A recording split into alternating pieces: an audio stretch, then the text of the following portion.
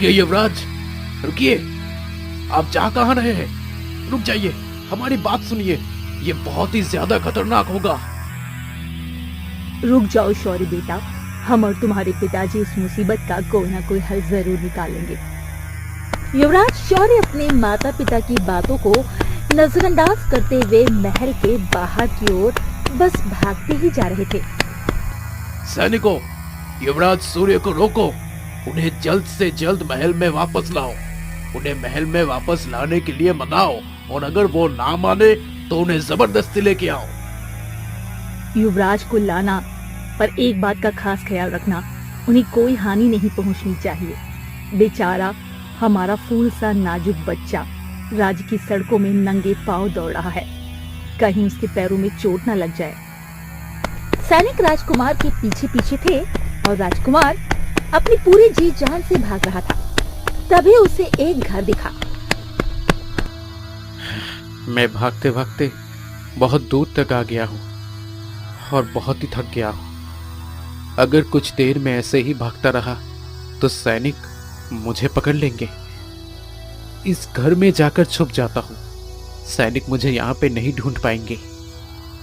इसके बाद राजकुमार शौर्य उस घर में चुपके से घुसकर छुप जाते हैं। मेरे ना मिलने पर पिताजी मुझे पूरे राज्य में खोजेंगे। इससे बचने के लिए मुझे अपने इन शाही कपड़ों को त्याग कर साधारण कपड़े पहनने होंगे। तभी राजकुमार शौर्य की नजर वहां रखे कपड़े पर पड़ती है। ये कपड़े मेरे नाप के लग रहे हैं, चलो इसे ही पहन लेता हूँ, जिससे मुझे कोई पहचान ना पाए। अब मुझे कुछ समय तक छुपा रहना होगा, क्योंकि पिताजी के सैनिक राज्य की हर कोने में फैले होंगे और मुझे तलाश रहे होंगे। रात हो जाती है और तभी उस घर का दरवाजा खुलता है और राजकुमार शौर्य डर जाते हैं। अरे नहीं, लगता है उन्होंने मुझे ढूंढ लिया। यही कहीं छुप जाता हूँ ताकि कोई मुझे देख ना पाए। राजकुमार शौर्य छुप जाते हैं और दरवाजे के पास आए व्यक्ति को देखकर मन ही मन कहते हैं, मैं बेवजह ही डर रहा था। ये शायद वही लड़का है जो इस घर में रहता है, और ये कपड़े भी शायद इसी के होंगे। कहीं ये मुझे देख ना ले। यदि इसने मुझे देख लिया तो बहुत ही बड़ी परेशानी हो जाएगी। चलो भाई दीपक, आज काम बहुत कर लिया, अब आराम का समय है। वैसे भी नींद बहुत लग रही है। दीपक आते ही थक कर सो जाता है। चलो अच्छा हुआ, अब जाके जान में जान आई। भगवान आपका धन्यवाद। अच्छा हुआ कि इसने मुझे नहीं देखा। अगर ये मुझे देख लेता तो बहुत बड़ी मुसीबत हो जाती। रात बीत जाती है और अब सुबह हो गई थी। तभी शौर्य और दीपक को एक आवाज सुनाई देती है और दीपक घर से बाहर जाता है। राजकुमार शौर्य अंदर की खिड़की से ही पता लगाने की कोशिश करते हैं कि क्या माजरा है। सुनो सुनो सुनो सभी, राज्यवासी सुनो। हमारे युवराज सूर्य कल अचानक महल से बाहर आ गए हैं। अगर उसे किसी ने भी देखा तो सैनिकों को खबर करो। उनके बारे में जानकारी देने वाले को इनाम दिया जाएगा।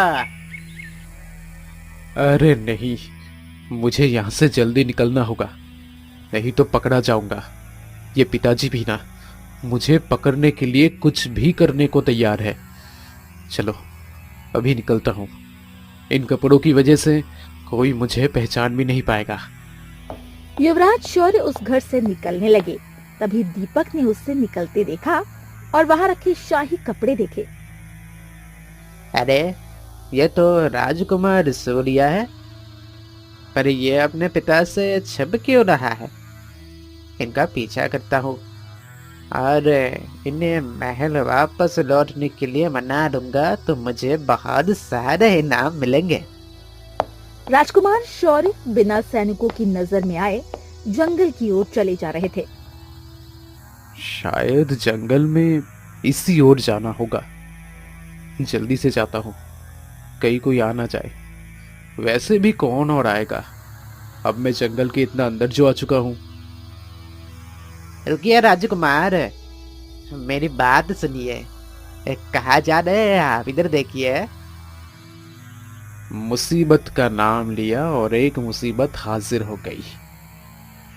अगर इसे यहाँ से जाने दिया तो ये मेरे बारे में सैनिकों को बता देगा और मेरे लिए एक नई मुसीबत ले आएगा। राजकुमार, आप जंगल में क्यों जा रहे थे? यहाँ खतरा हो सकता है। उसी खतरे के लिए तो मैं खतरा बन के यहाँ पे आया हूँ।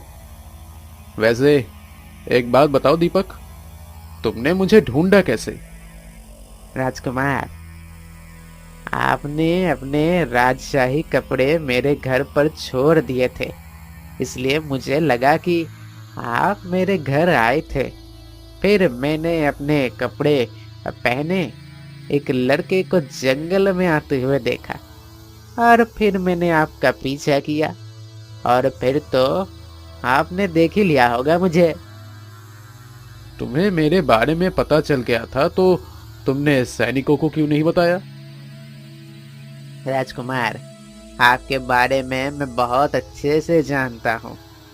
आप बिना कोई वजह से कुछ नहीं करते। आपके महल से भागने के लिए कोई तो कारण जरूर होगा।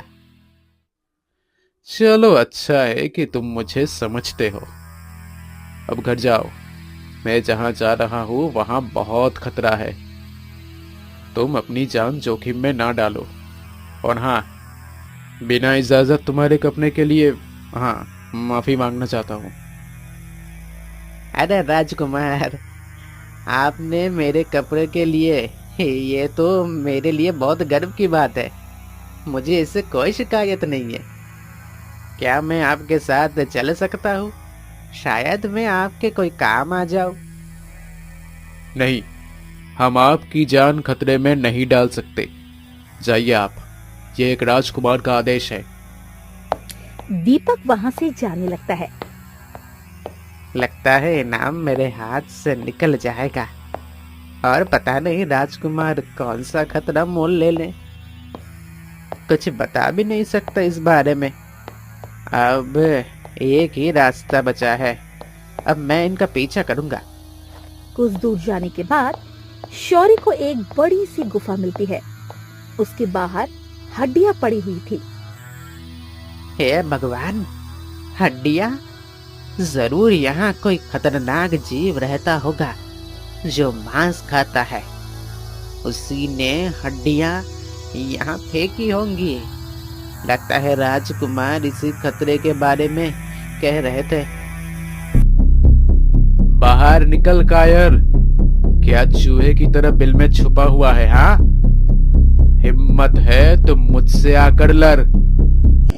तभी एक विशाल दानव उस गुफा से बाहर निकला और कहा, कौन हो तुम बच्चे, और क्या तुम्हें अपने जीवन से बिल्कुल भी प्यार नहीं है? मैं प्रतापगढ़ का राजकुमार हूँ और मैं तुम्हें यहाँ मारने आया हूँ, क्योंकि तुम यहाँ आने वाले जानवरों और इंसानों को मारकर खा जाते हो। मुझे भूख लगती है तो मैं शिकार करता हूँ और उसे खाता हूँ। भगवान का धन्यवाद करो कि मुझे अभी भूख नहीं लगी है, तो मैं अब तक तुम्हें पेट में डाल चुका होता। राजकुमार ने खंजर निकाला और दानव को मारने दौड़ा, लेकिन दानव ने उसे एक झटके में हरा दिया और पिंजरे में बंद कर दिया। मैंने तुम्हें जान बचाकर भागने का मौका दिया, पर तुमने इनकार कर दिया। अब तुम मेरे शाम का भोजन बनोगे। मैं तुम्हें शाम को खाऊंगा, तब तक आराम करो बेटा। मुझे नहीं लगा था कि ये दानव इतना शक्तिशाली है। मुझे यहाँ अकेले नहीं आना चाहिए था। दीपक ये सब छुपकर देख रहा था। मुझे राजकुमार सूर्य को बचाना होगा, पर यह दानव बहुत ही शक्तिशाली है। जब इसने राजकुमार सूर्य को एक ही झटके में हरा दिया, तो मैं किस खेत की मूली हूँ, मुझे तो युद्ध कला भी नहीं आती। इसके बाद दीपक घर लौट आता है और राजकुमार को बचाने की योजना बनाता है और घर में रखा एक ब्रेड का टुकड़ा ले लेता है और उसे एक चिड़िया दिखती है, उसे भी लेकर जंगल वापस चला जाता है और देखता है कि दानव गुफा में बाहर निकलकर आराम कर रहा है। सुन तुच्छ दानव, मुझे ये इंसान पसंद आया है, मैं इसे खाना चाहता हूँ। हाँ, क्या तुम इसे मुझे खाने दोगे? कौन है जो मेरी नींद खराब कर रहा है? हाँ, और मैं कोई तुच्छ दानव नहीं, एक शक्तिशाली दानव हूँ। देखना, मैं तुम्हें एक इंसान की तरह रखता हूँ, दुनिया का सबसे शक्तिशाली दानव हूँ, लेकिन मैं तुमसे भी ज्यादा शक्तिशाली। अगर विश्वास नहीं होता तो आजमा कर देख लो। किस तरह मैं आजमाऊं तुम्हें? और अगर तुम मुझसे ज्यादा शक्तिशाली हो तो मैं तुम्हें अपना शिकार देने के लिए तैयार हूँ, पर अगर मैं जीता तो मैं तुम्हें भी खा जाऊंगा। ठीक है, फिर एक पत्थर उठाओ और उसे तोड़ो। बस इतनी सी बात है? ये तो मेरे लिए बहुत ही आसान काम है। दानव पत्थर उठाता है और उसे तोड़ता है तो वो पत्थर कई छोटे पत्थरों में टूट जाता है। बस इतनी ही ताकत है तुम में? है, अब देखो मेरी शक्ति। दीपक पत्थर उठाता है और उसे ब्रेड के टुकड़े से बदल देता है और ब्रेड दबाकर उसे बहुत ही आसानी से पीस देता है। ये कैसे संभव है? तुम एक पत्थर को इतने सारे छोटे छोटे हिस्से में कैसे तोड़ सकते हो? देखा ना, मैंने पहले ही कहा था कि मैं तुमसे ज्यादा शक्तिशाली हूँ। एक और चीज, तुम्हें एक पत्थर को कितना दूर तक फेंक सकते हो तुम? हाँ, फेंक कर दिखाओ। दानव एक पत्थर उठाता है और फेंकता है। वो पत्थर काफी दूर जाकर गिरता है। देखा कितनी दूर जाकर गिरा? अब तुम फेंको, देखता हो कि कितना दूर जाता है। तुमसे कई ज्यादा दूर फेंक दूंगा, तुम देख भी नहीं पाओगे, इतनी दूर जाकर पत्थर गिरेगा। दीपक पत्थर को उठाता है और हाथ में पत्थर की जगह चिड़िया को ले लेता है और हाथ में अच्छी तरह से छुपा लेता है। फिर पूरी ताकत से उसे आकाश की ओर फेंक देता है। फिर चिड़िया बहुत दूर उड़ जाती है। आप तो सचमुच बहुत ही शक्तिशाली है महाराज, बहुत ही शक्तिशाली। आपने उस पत्थर को इतना दूर फेंका कि दिखाई तक नहीं दिया मुझे। वे इंसान आप ले जाइए और मुझे अपना शिष्य बना लीजिए बस। ठीक है, इस इंसान को मुझे दे दो, मैं तुम्हें कुछ दिनों बाद मिलने आऊंगा। इसके बाद दानव अपने शिकार को दीपक को सौंप देता है और दोनों राज्य की ओर निकल पड़ते हैं। दीपक, एक बात बताओ, तुमने ऐसा क्या किया कि उस दानव ने मुझे बंदी नहीं बनाया और मुझे छोड़ दिया? माफ कीजिएगा राजकुमार, जादूगर अपनी तकनीक कभी नहीं बताता। अभी आप मेरे साथ महल चलिए, महाराज और महारानी दोनों आपका इंतजार कर रहे होंगे, अब परेशान हो रहे होंगे। हाँ, परेशान तो होंगे। चलो चलता हूँ। अपनी तकनीक ना बताओ सही, पर मेरी जान बचाने के लिए तुम्हारा धन्यवाद। ठीक है राजकुमार, पर क्या ये बता सकते हैं कि आप महल से क्यों भाग आए थे? महल से मैं दानव को मारने के लिए गया था और वहां पे हुआ ऐसा था कि हमें पता चला है कि हमारे राज्य के जंगल के अंदर एक विशाल दानव है जो कि जंगल जाने वाले इंसानों को और कई सारे जानवरों को खा जाता है। अगर उसे नहीं रोका गया तो आगे चल के वे हमारे लिए बहुत बड़ी मुसीबत बन सकती है। ठीक है पिताजी, मैं उस दानव को मार डालूंगा तो उसका किस्सा ही खत्म हो जाएगा। युवराज, ये बहुत खतरनाक है। उसे रोकना अकेले तुम्हारे बस की बात नहीं। पिताजी, क्या आपको मुझ पर जरा भी भरोसा नहीं है? मुझे कोई भी युद्ध कला में नहीं हरा सकता। मैं उस दानव को मार सकता हूं, वो भी अकेले। इसके बाद मैं जोश में आकर वहां से भाग निकला और पिताजी ने मुझे बचाने के लिए पूरे राज्य में सैनिक भेज दिए और मुझे ढूंढने लगे। इसके बाद तुम्हें पता ही है ना कि आखिर क्या हुआ। तभी वो लोग चलते चलते महल पहुंच जाते हैं।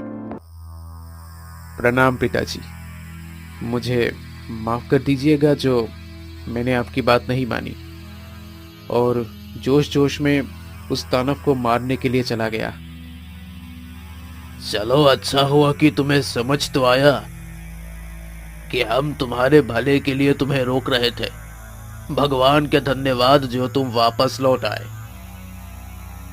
पिताजी, भगवान के साथ साथ इस युवक को भी धन्यवाद कीजिए जिसने मुझे उस दानव से बचाया।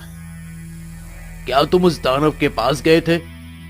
क्या तुमने उससे युद्ध किया? हाँ पिताजी, मैं उसके पास गया था और उससे युद्ध भी किया, पर अफसोस मैं हार गया क्योंकि वो बहुत ही ताकतवर है। और फिर मैं बस अपनी मृत्यु का इंतजार कर रहा था, तभी इस युवक ने मुझे बचाया। तुम्हारा बहुत बहुत धन्यवाद। तुमने हमारे राजकुमार की जान बचाई और उन्हें वापस सही सलामत तुम महल तक लेके आए। धन्यवाद तुम्हारा। तुम्हारे इनाम की राशि तुम्हें बहुत ही जल्द मिल जाएगी। महाराज, आप बहुत ही दयालु है। इनाम के लिए आपका बहुत बहुत धन्यवाद। क्या तुम बता सकते हो कि उस दानव का क्या हुआ? महाराज, आप उसकी चिंता ना करें, वह अब किसी भी इंसान को नहीं खाएगा। तभी एक सैनिक आता है। महाराज, एक अच्छी खबर है। राज्य में आने वाली नहर जो सूख गई थी, वे असल में सूखी नहीं थी। उसका रास्ता एक विशाल पेड़ ने रोक रखा था पानी को। चलो, अच्छा हुआ कि एक मुसीबत तो खत्म हुई। तो अब राज्य में पानी आने लगा है। महाराज, एक मुसीबत है। वे पेड़ बहुत ही विशाल है, हम उसे नहीं हटा पा रहे। महाराज, आप फिक्र ना करें, मैं कल उस दानव को देख लूंगा। और हाँ महाराज, अपना इनाम वापस आकर तब ले लूंगा मैं। इतना कहने के बाद दीपक चला जाता है और अगले दिन फिर से उस गुफा के पास जाता है। सुनो दानव, मैं वापस आ गया हूँ। अगर तुम्हें मेरा शिष्य बनना है तो मेरे साथ चलो। पहले तुम्हारी परीक्षा होगी, तभी तुम मेरे शिष्य बन पाओगे। ठीक है, परंतु कैसी परीक्षा देनी होगी मुझे? अरे वे तुम्हें चलकर पता चल जाएगा। अभी निकलने के लिए तैयार हो जाओ। इसके बाद दोनों उस गिरे पेड़ की तरफ निकल पड़ते हैं। काफी दूर चलने के बाद जो वो गिरा हुआ है विशाल पेड़, हाँ दिख रहा है ना? तुम्हें उस पेड़ को हटाना है जिसने पानी को रोक रखा है, उस नहर को। तुम्हें बस उसे हटाना है और फिर इसको तुम्हारी गुफा तक लेके जाना है। ठीक है गुरुजी, मैं इसे अभी हटाता हूँ, अभी अभी। दानव ने पेड़ हटा दिया और नहर वापस से बहने लगी। तभी तुमने इसे हटाने में काफी मेहनत की, अब मैं तुम्हारी थोड़ी मदद करूंगा इसे तुम्हारी गुफा तक पहुंचाने में। तुम इसका तना पकड़ो और मैं इसके पीछे पकड़ता हूँ, क्योंकि मुझे रास्ता बराबर याद नहीं है। दानव ने तने को उठाया और उस पेड़ को खींचने लगा। पेड़ भारी था और उसने पेड़ को कंधे पर उठाया था, जिससे वो पीछे नहीं देख सकता था। दीपक उस पेड़ के डाल पर बैठ गया और कुछ देर बाद सीटी बजने लगता है। क्या ये पेड़ आपको भारी नहीं लग रहा है? आप तो आराम से सीटी बजा रहे हैं। नहीं, मुझे तो बिल्कुल भी भारी नहीं लग रहा। तुम मेरे शिष्य हो, इसलिए तुम्हें एक राज की बात बताता हूँ। पहले ये बताओ कि तुम क्या खाते हो? मैं तो मांस खाता हूँ, जानवरों का शिकार करता हूँ और कभी कभी तो इंसानों को भी खा लेता हूँ। इसी वजह से तुम में ताकत की कमी है। दुनिया में ज्यादातर दानव मांस खाते हैं, इसीलिए कोई आज तक मेरा मुकाबला नहीं कर पाया। तो आप बताइए गुरुजी कि मुझे आखिर क्या खाना चाहिए जिससे कि मैं ताकतवर बन सकूं? तुम्हें खाने में पके हुए फल और सब्जियां को पकाकर खानी पड़ेंगी, जिससे तुम्हें मांस से ज्यादा ताकत मिलेगी। क्या समझे? और ये पेड़, हाँ, ये पेड़ की लकड़ी से आग जलाना होगा तुम्हें। खाना उसी में पकेगा।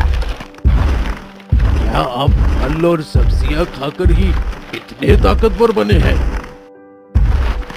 हाँ, और अगर तुम इंसानों की मदद करोगे तो वे तुम्हें बहुत सारी फल और सब्जियां भी देंगे।